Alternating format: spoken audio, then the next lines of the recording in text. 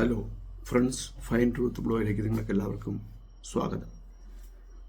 നിങ്ങളെല്ലാവരും കണ്ടിട്ടുണ്ട്, പാടത്തെ നെല്ല് വിതച്ച് കഴിയുമ്പോൾ കുറച്ച് നാളത്തേന് ഒരു കോലം ഉണ്ടാക്കി വെക്കും.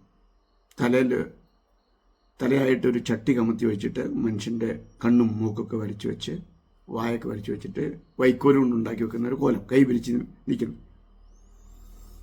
അതല്ലെങ്കിൽ ചില വാഹനങ്ങളുടെ ഫ്രണ്ടിൽ ഏതെങ്കിലും രൂപങ്ങൾ ഇങ്ങനെ കെട്ടിത്തൂക്കിയിടുന്ന് കണ്ടിട്ടുണ്ട്. അതുകൂടാതെ ഏതെങ്കിലും ഒരു ബിൽഡിങ്ങിൻ്റെ പണി നടന്നുകൊണ്ടിരിക്കുമ്പോൾ അവിടെ ഏതെങ്കിലും ഒരു ഇതുപോലുള്ള സമാനമായിട്ടുള്ള എന്തെങ്കിലും ഒരു സ്റ്റാച്യു ഉണ്ടാക്കി വെക്കും. അപ്പോൾ ഇവർ പറയുന്നത്, ഇങ്ങനെ ഉണ്ടാക്കി വെക്കുന്നതിലൂടെ ആളുകളുടെ ശ്രദ്ധ മുഴുവൻ ഈ കോലത്തിലേക്ക് പോകും. അപ്പോൾ ഈ വീടിനെ കുറിച്ചുള്ള അഭിപ്രായമൊക്കെ ഒന്നും അവർ പറയാതിരിക്കും, കണ്ണങ്ങോട്ട് പോകത്തില്ല, അതിലൂടെ സംരക്ഷണം കിട്ടും എന്നാണ്. അപ്പോൾ പുതിയൊരു വാഹനം മേടിച്ചിട്ട് അതിന് ഫ്രണ്ടിൽ ഇങ്ങനെ എടുത്ത് നോക്കുമ്പോൾ വാഹനത്തിലേക്ക് ശ്രദ്ധ വരികയല്ല, ഈ കോലത്തിലേക്ക് ശ്രദ്ധ വരുള്ളൂ. അങ്ങനെ വാഹനം സുരക്ഷിതമാവും എന്നാണ്. ഇതൊരു വിശ്വാസമാണ്. ഇതിലെന്തെങ്കിലും ന്യായങ്ങളുണ്ടോ? നമ്മളതിനെക്കുറിച്ച് സത്യസന്ധമായിട്ടൊന്ന് വിലയിരുത്തി നോക്കി. ഇതിനകത്ത് ഇത് കേവലം ഒരു വിശ്വാസം ആണോ എന്ന് സംബന്ധിച്ച് ചിന്തിക്കാം. അപ്പോൾ അതിൻ്റെ ചില ശാസ്ത്രീയ വശങ്ങളൊന്ന് പരിശോധിക്കാം. ചില ആളുകൾ അതിനെക്കുറിച്ച് പറയുന്നത് അത് കണ്ണ് കിട്ടാതിരിക്കാനാണെന്ന് പറഞ്ഞത്. കണ്ണ് കിട്ടാതിരിക്കുക, കണ്ണ് കിട്ടാന്ന് പറഞ്ഞാൽ എന്താ അർത്ഥമാക്കുന്നത്? ചില ആളുകൾ നോക്കിക്കഴിഞ്ഞാൽ അത് ശരിയാവത്തില്ലെന്നാണ് പറഞ്ഞത്, അത് നശിച്ചു പോവും. ചില വിളവുകളൊക്കെ നന്നായിട്ടുണ്ടെങ്കിൽ ചില ആളുകൾ അതിൽ നടന്നിട്ട് അതിൽ കണ്ണു വെച്ചിട്ട് എന്തെങ്കിലും അഭിപ്രായം പറഞ്ഞു കഴിഞ്ഞാൽ ആ കൃഷി നശിച്ചു പോകുന്നൊക്കെ പറഞ്ഞു. പണ്ട് തൊട്ടേ മുതിർന്ന ആളുകൾ പറഞ്ഞു വരുത്തുന്ന ഒരു വിശ്വാസമാണിത്. അപ്പം നമ്മൾ ഇപ്പോൾ ജീവിക്കുന്നത് 20-ാം നൂറ്റാണ്ടിലാണ്.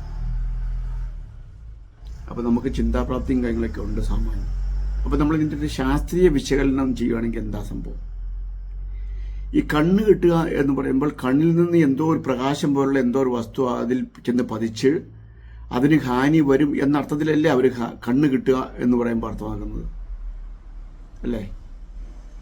ഒരു കൃഷി നല്ലതായിട്ട് നിൽക്കുന്നൊരു വിളവ് അത് നശിച്ചു പോകണമെങ്കിൽ ഇദ്ദേഹം നോക്കുന്നതിലൂടെ ഏതെങ്കിലും വിധത്തിലുള്ള ഹാനികരമായിട്ടുള്ള രശ്മികളോ അതല്ലെങ്കിൽ അതുപോലുള്ള സമാനമായിട്ടുള്ള എന്തെങ്കിലും അതിൽ ചെന്ന് പതിച്ചെങ്കിലല്ലേ അതിന് നാശം വരത്തുള്ളൂ. ഒരാൾ ഇവിടെ നിന്ന് അഭിപ്രായം പറഞ്ഞാൽ അവിടെ ഇരിക്കുന്ന വസ്തുവിനെ എങ്ങനെയാണത് ബാധിക്കുന്നത്?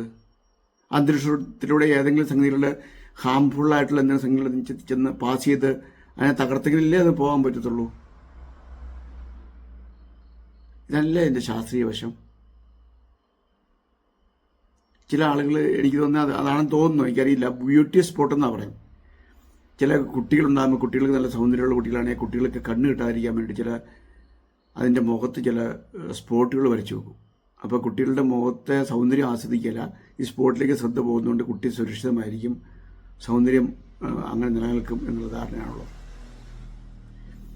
പിന്നെ നമ്മളിതിനെ ശാസ്ത്രീയമായിട്ട് വിലയിരുത്തി കഴിഞ്ഞാലേ, ഈ പ്രഡേറ്റർ എന്ന് പറഞ്ഞ സിനിമയുണ്ട്, നിങ്ങൾ കണ്ടിട്ടുണ്ടെന്ന് എല്ലാവരും കണ്ടിട്ടുണ്ടെന്ന് എനിക്കറിയില്ല. അതിൽ അവർ ചിത്രീകരിച്ചിരിക്കുന്നതെന്ന് വെച്ചാൽ, പ്രഡേറ്ററിന് അതിൻ്റെ കണ്ണിൽ നിന്ന് രശ്മികൾ പുറപ്പെട്ട് എവിടെയാണോ ശത്രു, ആ ശത്രുവിനെ നശിപ്പിക്കാൻ കഴിയുന്ന ലേസർ രശ്മികൾ അതിൻ്റെ കണ്ണിൽ നിന്ന് പുറപ്പെടുന്നത്. അത് എവിടെ ചെന്ന് പതിക്കുന്നു അവിടെ എല്ലാം ഭസ്മമായി പോകും. അതൊരു സിനിമയാണ്. ഒരു മനുഷ്യൻ്റെ കണ്ണിൽ നിന്നും ഒരു ലേസർ രശ്മിയും മുന്നോട്ട് പോകുന്നില്ല, മറിച്ച് വസ്തുക്കളിൽ ഉള്ള പ്രകാശം പ്രതിഫലിപ്പിക്കുമ്പോൾ ആ പ്രതിബിംബം നമ്മുടെ കണ്ണിൽ തട്ടിയാണ് നമുക്ക് ഒരു വസ്തുവിനെ കാണാൻ കഴിയുന്നത്. അല്ലാതെ നമ്മുടെ കണ്ണിൽ നിന്ന് ഒരു വിധത്തിലുള്ള രശ്മികളും പുറത്തോട്ട് പോകുന്നില്ല. അതാണ് സത്യം. മറിച്ച് വസ്തുക്കളിൽ വെളിച്ചം തട്ടുമ്പോൾ അതിൻ്റെ പ്രതിഫലനം നമുക്ക് കണ്ടാണ് നമ്മൾ ആ വസ്തുവിനെ തിരിച്ചറിയുന്നത്. വസ്തുക്കളിൽ നിന്ന് പ്രകാശം നമ്മുടെ കണ്ണിലേക്കാണ് വരുന്നത്, മറിച്ച് നമ്മുടെ കണ്ണിൽ നിന്ന് പ്രകാശം അങ്ങോട്ട് പോവുകയല്ല ചെയ്യുന്നത്. ഇതാണ് ശാസ്ത്രീയ വശം. അപ്പം അങ്ങനെ വരുമ്പോൾ നമ്മുടെ കണ്ണിൽ നിന്ന് ഏതെങ്കിലും വിധത്തിലുള്ള റേസുകൾ പോകാത്തത്തോളം കാലം എങ്ങനെയാണ് ആ വസ്തുവിലൊരു ഹാനി സംഭവിക്കുക, അല്ലെങ്കിൽ അതിന് ദോഷം സംഭവിക്കുക? ചിന്തിച്ചു നോക്കിയേ. ദൃഷ്ടിദോഷം എന്നൊക്കെ ചില ആളുകൾ പറയും. എന്തു ദോഷം? ദൃഷ്ടിക്ക്. അപ്പോൾ നമ്മൾ മനസ്സിലാക്കുന്ന കാര്യങ്ങൾക്കും നമ്മൾ ചിന്തിക്കുന്ന കാര്യങ്ങൾക്കും ഒത്തിരി അതിന് ശാസ്ത്രീയമായിട്ടുള്ളൊരു വിശകലനം ആവശ്യമാണ്, അല്ലേ? നമ്മൾ അതിനോട് യോജിക്കേണ്ടതല്ലേ? വിശ്വാസം എന്നുള്ളത് സത്യത്തിൽ അടിസ്ഥാനപ്പെടുത്തിയേക്കണം. അതിന് ശാസ്ത്രീയ തെളിവുകളുടെ പിൻബലം വേണം. ഭൂമി പരന്നതാണ്, കുറച്ച് നാൾ ഭൂമിയിലൂടെ ഇങ്ങനെ ദീർഘനേരം സഞ്ചരിച്ചു കഴിഞ്ഞിട്ടുണ്ടെങ്കിൽ പരന്ന ഭൂമിയിൽ നിന്ന് അറ്റത്ത് ചെന്നിട്ട് താഴേക്ക് ആടി ശൂന്യതയിലേക്ക് പോകും എന്ന് ചിന്തിച്ചിരുന്നൊരു കാലം ഉണ്ടായിരുന്നു. ഭൂമി ഉരുണ്ടാണെന്ന് നമ്മൾ കണ്ടുപിടിച്ചപ്പോൾ നമ്മൾ അതിനോട് യോജിച്ചു, അല്ലേ? മുൻകാലങ്ങളിൽ അങ്ങനെയല്ലേ വിശ്വസിച്ചിരുന്നത്? ഭൂകമ്പം ഉണ്ടാകുന്നത്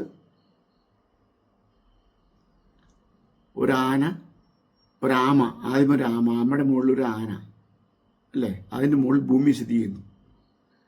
ഭൂമിയെ താങ്ങി നിർത്തി ആന മടുത്തു കഴിയുമ്പോൾ കാല് പറിച്ച് ചവിട്ടുമ്പോഴാണ് ഭൂമി കുലുക്കം ഉണ്ടാകുന്നത് വിശ്വസിക്കുന്നൊരു കാലം. ഇപ്പോൾ നമുക്ക് ഭൂമി കുലുക്കത്തിൻ്റെ യഥാർത്ഥ കാരണങ്ങൾ അതല്ല എന്ന് മനസ്സിലായി. ഭൂമിക്കടിയിലുള്ള ഫലങ്ങളിൽ വരുന്ന ചലനങ്ങൾ അതാണ്, അല്ലേ? അപ്പോൾ ഈ ശാസ്ത്രീയ അടുത്തിലൂടെ നമ്മൾ യോജിച്ചില്ലേ? അപ്പോൾ ഇന്ന് പറഞ്ഞതുപോലെ ദൃഷ്ടിദോഷം സംഭവിക്കും എന്ന് പറയുന്നതിലൂടെ ഇവൻ്റെ കണ്ണിൽ നിന്ന്, ഒരു മനുഷ്യൻ്റെ കണ്ണിൽ നിന്നോ ഒരു ജീവിയുടെ കണ്ണിൽ നിന്നോ ഒരു രശ്മികളും പുറത്തോട്ട് പോകാത്തത്തോളം കാലം എങ്ങനെയാണ് ആ വസ്തുക്കൾ അവനെ എവിടെ നോക്കുന്നു ആ വസ്തുവിന് ഒരു ഹാനി സംഭവിക്കുക? അപ്പോൾ പിന്നെ ദൃഷ്ടിദോഷം എന്ന് പറയുന്നതിൽ എത്രത്തോളം ശാസ്ത്രീയ സത്യമുണ്ട്? അതുകൊണ്ട് നമ്മൾ ചിന്തിക്കുന്ന സുഹൃത്തുക്കളെ, ഇത്തരത്തിലുള്ള അന്ധവിശ്വാസങ്ങൾ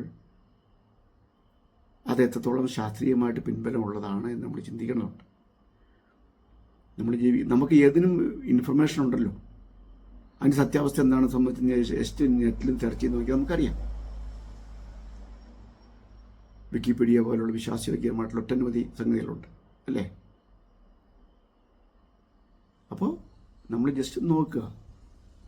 അപ്പോൾ നമ്മുടെ ജീവിതം അന്ധവിശ്വാസത്താലോ അനാചാരങ്ങളാലോ നയിക്കപ്പെട്ട് മുന്നോട്ട് പോകേണ്ടതല്ല, മറിച്ച് ശാസ്ത്രീയ തത്വങ്ങളുടെ അടിസ്ഥാനത്തിൽ വിലയിരുത്തപ്പെടേണ്ടതാണ്, ചിന്തിക്കേണ്ടതാണ്. അങ്ങനെ നമ്മൾ ശരിയായ ദിശയിൽ സഞ്ചരിക്കേണ്ടതാണ്. കാരണം എന്താ പറയുക, ഇപ്പം ഇങ്ങനെയുള്ള വിശ്വാസങ്ങളുടെ പേരിൽ നമുക്ക് വലിയ നഷ്ടങ്ങൾ ഒരുപക്ഷെ സംഭവിച്ചേക്കാം.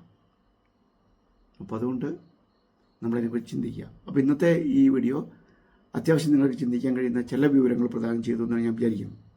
അപ്പോൾ വീഡിയോ ഇഷ്ടമായി ലൈക്ക് ചെയ്യുക, നിങ്ങളുടെ വിലയേറിയ കമൻറ്റുകൾ രേഖപ്പെടുത്തുക. ഈ ചാനൽ ഇതുവരെ നിങ്ങൾ സബ്സ്ക്രൈബ് ചെയ്തില്ലെങ്കിൽ ദയവായി സബ്സ്ക്രൈബ് ചെയ്യുക. അടുത്ത വീഡിയോയിൽ മറ്റൊരു വിഷയമായിട്ട് നമുക്ക് കാണാം. അതുവരെ ഗുഡ് ബൈ.